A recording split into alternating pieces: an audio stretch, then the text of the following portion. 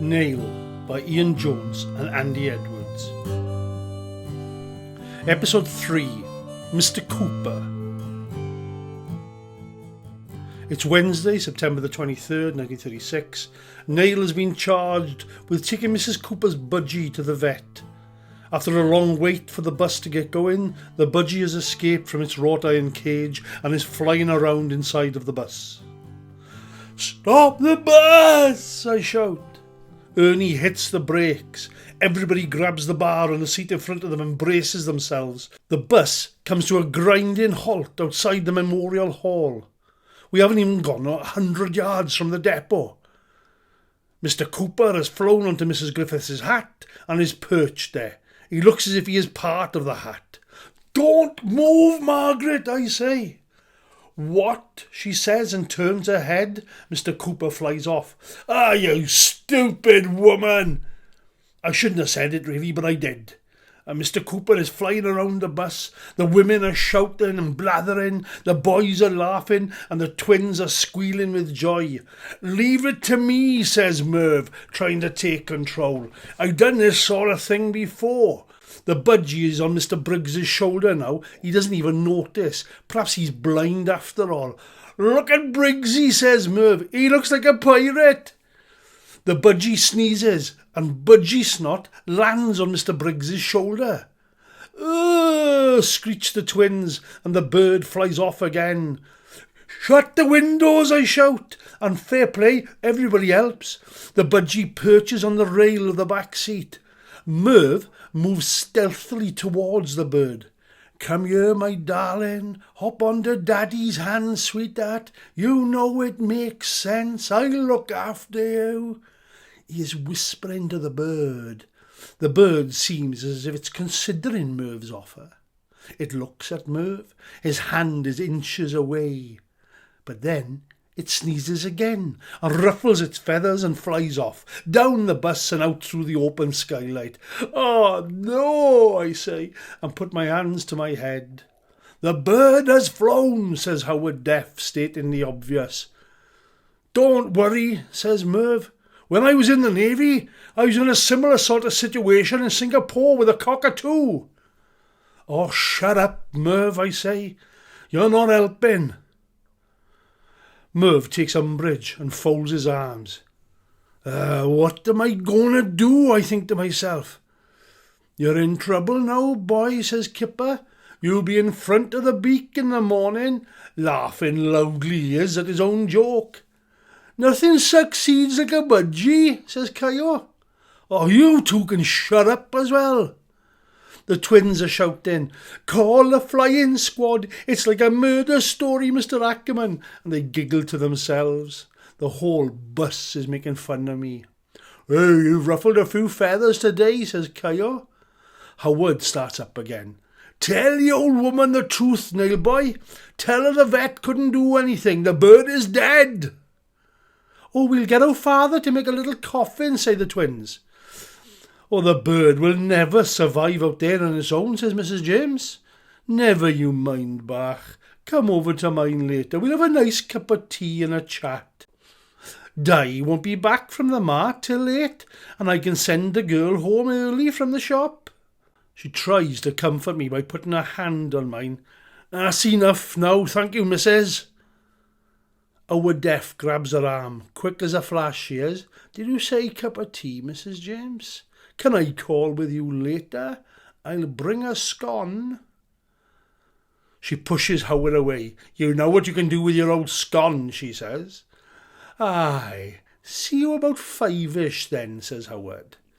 "You're a very rude man, Hobart Ackerman," scolds Mrs. Griffiths, "telling a lady she's stupid. I've got enough nonsense with my own husband. I'll be telling Mrs. Cooper what has happened, so don't think about making up any more of your lies." Billy O comes on to me, very grand, puts his hand on my shoulder. "Do the honourable thing, old chap. Tell the old lady the truth."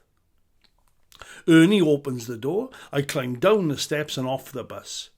"Sorry, Nail boy. See you in a ship Friday, is it?" "Don't you worry now. It's not the end of the world," he says. "Everything will be all right." He shuts the door, revs the engine, and he's away. And as the bus pulls away, I look up. The youngsters up the back are laughing and pointing at me. Oh.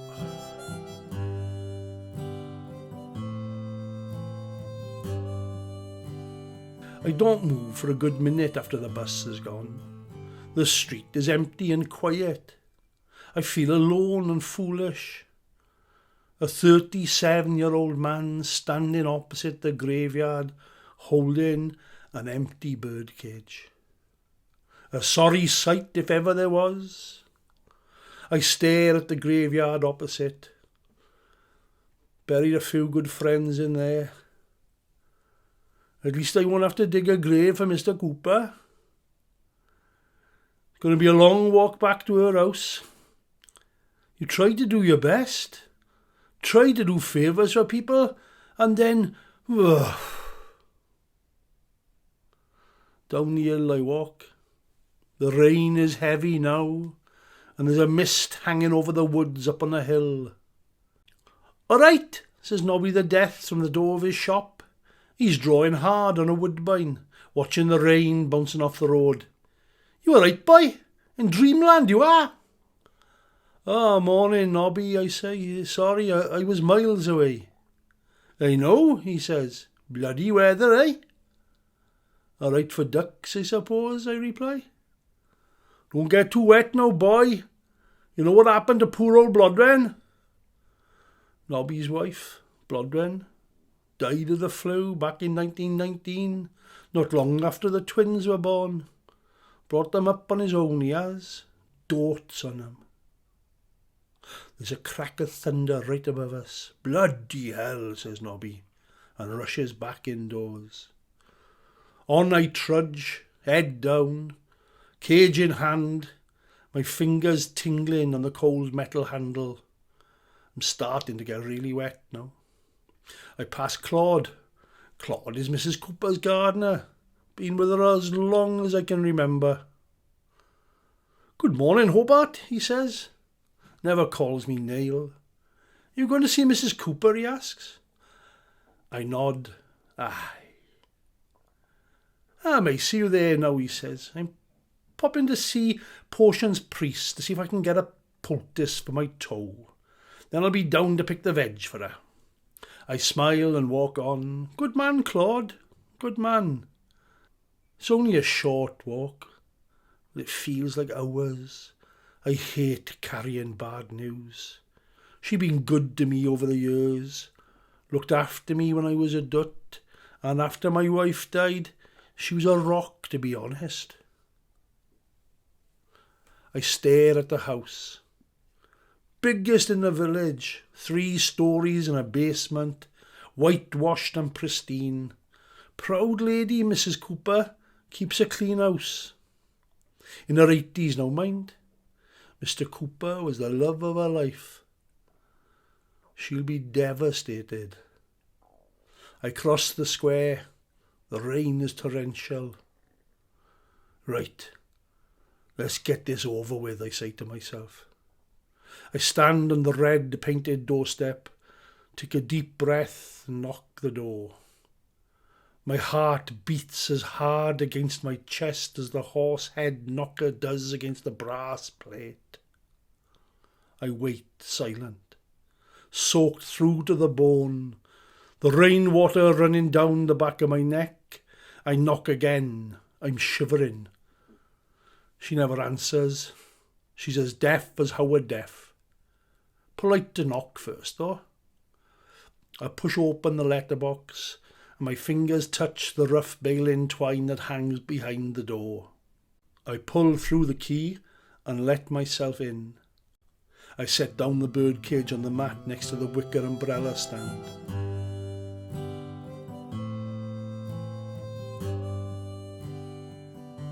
"Mrs. Cooper, it's only me, it's Neil." I walk down the hall to the sitting room. Oh, my boots are leaving soggy brown marks on the polished tiled floor. I'll wipe it with a rag before I go, not to worry. Mrs. Cooper! The sitting room is warm, but the room is empty. The fire is crackling. I walk through into the parlour. I sigh. Ugh, she's going to be upset. So upset. There's half a cup of milky tea on the Welsh dresser. Still warm. Into the kitchen I go. Back door is open into the yard. Mrs. Cooper! Only me, Neil!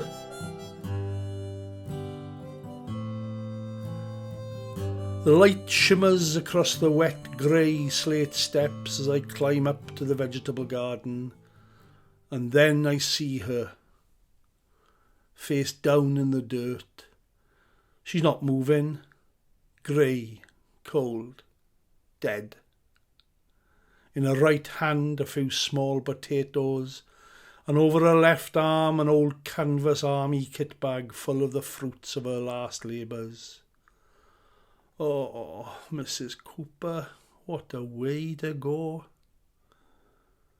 But at least she didn't die alone, because there, sitting on the handle of the garden fork, like a little yellow robin, is Mr. Cooper, waiting and watching over her, together till the end. I put my hand out, and Mr. Cooper hops on.